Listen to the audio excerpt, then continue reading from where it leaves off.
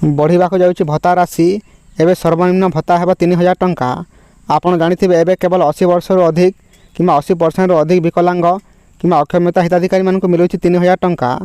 निर्वाचन पूर्व सरकार घोषणा करते समस्त भत्ता हिताधिकारी मिल 3500 टंका भत्ता बोली, किंतु ताहा पर्यंत संभव है ना।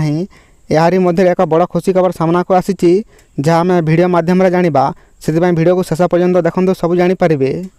आपड़ जानते सरकार एवं सर्वनिम्न भत्ता राशि 1000 टंका रखिंट।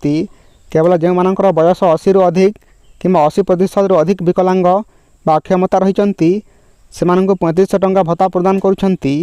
से विकलांग भत्ता हो कि विधवा भत्ता हो कि मधुबाबू पेंशन योजन 1000 टंका भत्ता मिलूँ, किंतु यह एवं वृद्धि पाई समस्त भत्ता हिताधिकारी मानक 3000 टंका भत्ता मिलवा नहीं सूचना जारी होती। तेरे मिलुवा सूचना अनुसार आसंता सेप्टेम्बर मास सुधा यह विधिवत भाव घोषणा हो पारे। ता छड़ा यह आप जानी सरकार गोटे मासर भत्ता राशि को बंद कर देइछंती, जहाँफल साधारण लोके चिंतार पड़ जाइछंती एवं सेमाने चाह बसिचंती केवे मिलिबो भत्ता बोली। जे मानकर गोटे भत्ता राशि आसी नाही सेमानंकु एकाथर के 2 मासर भत्ता मिलिबो, जहाँकि एबे एक बड़ सूचना सामना को आसीची।